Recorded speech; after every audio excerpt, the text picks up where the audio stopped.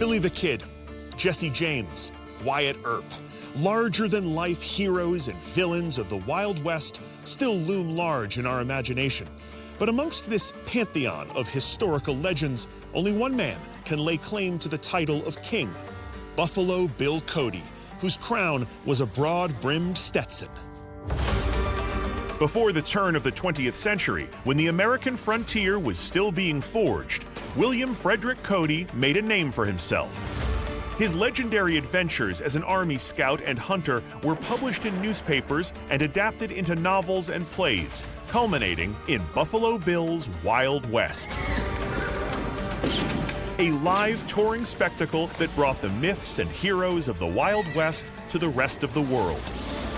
Cody became a friend to every president from Ulysses S. Grant to Woodrow Wilson, entertained European royalty, and earned millions. By the year 1900, he was America's biggest celebrity and the most famous showman on the planet. When Bill died in 1917, he was buried here on Lookout Mountain just outside Denver, Colorado. Or was he? Because here lies one of the great mysteries when it comes to the legendary cowboy. Despite what this marker claims, that he was laid to rest here at his request, there are many who contend that his mortal remains are somewhere else entirely. One historian claims his own grandfather helped steal the body and buried him near the town that Buffalo Bill founded. You believe this is where Buffalo Bill is buried? Yes, I believe it, and I know it. Okay, now you got to convince me. That's easy. Okay, perfect. So take me through it, because I went to the grave there on Lookout Mountain. There's a grave, there's a plaque, the whole 9 yards. So tell me why everybody's got it wrong. They couldn't bury him in the middle of the winter. Right. So he was put at Olinger's mortuary. Without backhoes to dig the frozen ground, Olinger's mortuary hosted Buffalo Bill's refrigerated remains for several months while his widow decided where to bury him. She was leaning toward Cody, but according to Bob, the city fathers of Denver wooed her with about $20,000 in cash, or $500,000 today, to keep Bill local. She opened up her big valise and scooped it in and said, "He's yours." And I imagine the people here in Cody are furious. They were mad. Okay, but it seems like the die has been cast. He's going to be buried down by Denver. So what happens to change that? A few months go by, and a rancher south of Cody had a cowhand pass away. And here's where things get wild. The body of the cowboy was brought to a local mortician named John Vogel, who noticed he bore an uncanny resemblance to Buffalo Bill. And with that, a plan was hatched. Vogel looked at the body and he says, "I think we can exchange him for Bill down in Denver." And, a body swap. And they want to do a body swap. And then he called Fred Richard, my granddad, and Ned Frost, friends of Buffalo Bill, guides for Buffalo Bill. So wait, your grandfather was one of Buffalo Bill's guides? He and Ned both were guides for Buffalo Bill's guests from Europe. This is awesome. I love this. This isn't some 12th hand account. No. Your grandfather was working for Buffalo Bill and knew the mortician here in town. Oh, very well. They were all friends of Buffalo Bill. Okay, buckle up, people. This is one crazy caper. Bob's grandfather, Fred Richard, and his friend, Ned Frost, along with help from the local mortician, hauled the random cowboy's corpse on ice from Wyoming all the way down to Denver, a trip that would have taken 2 days on horseback. And then, under the cover of darkness, they snuck into Olinger's mortuary and switched the bodies. Then they turned around and went right back to Cody with the one true Buffalo Bill. Finally, the group brought him all the way up here and secretly put him in the ground. Right here on Cedar Mountain. Right in this area. And here's where the plan turns ingenious. To make sure the folks in Denver don't look too closely at the Buffalo Bill imposter they left behind, the group then wires Denver and warns them that an angry mob from the town of Cody is coming to take the body by force, which scares the folks in Denver enough to rush their fake Buffalo Bill into his grave on Lookout Mountain, and then seal it with enough cement that nobody would ever be able to steal the body, except that it had already been stolen. Phew! So let's say that this absolutely astounding story is true. How do we prove it? Like, how do we figure out where Bill was buried, exactly buried, up here on this mountain? My dad was a photographer and photographed Ned Frost pointing to where Bill was buried. I'm sorry, there are photographs that show where Buffalo Bill was buried? Yes, we have photographs. Can I see those?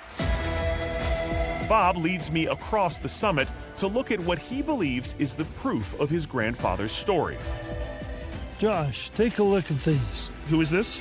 Ned Frost. So this is one of the men who claimed to take Bill's body, and he is literally standing next to a sign that says, Buffalo Bill's chosen burial place, with what looks like a rock pile, a burial pile. It is. And these photos were taken up here? Right here. So this formation here is exactly the same as that formation back there. Yes, sir, that's Jim Mountain. This is in the area of a historic photo of Ned Frost that marks Buffalo Bill's reported grave. It's also the exact spot where one of the trained cadaver dogs strongly indicated a target. Okay, let's see what's here.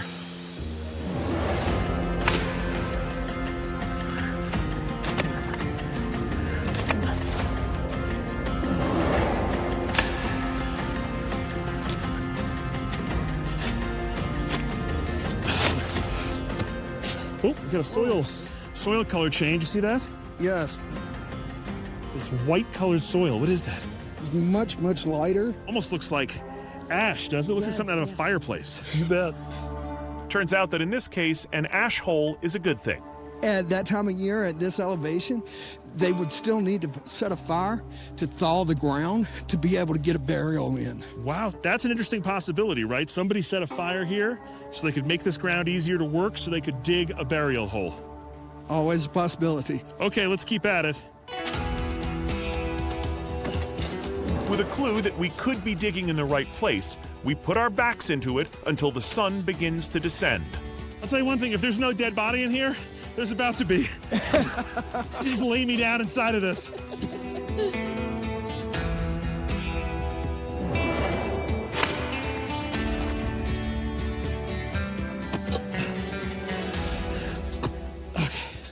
Let's look at this stone that runs all through here. I'm gonna try to get the pick under it, see if we can wedge it, yeah? Yep. Okay, here we go. Okay, stand by. Let's see if we can get that shovel in, hold on. I'm under it. Okay, hold on. Got it? Yep. Okay, up, up, up, good.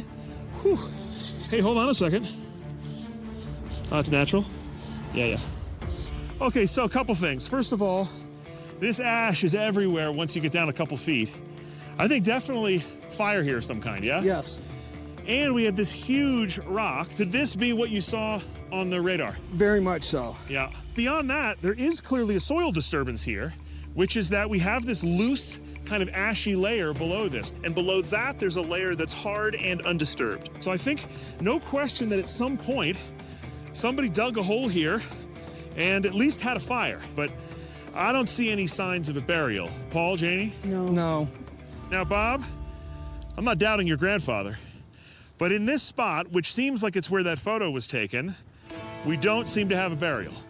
That appears to be the case, Yeah, but there's a lot of space around here where it could be, that's right. and we've just started.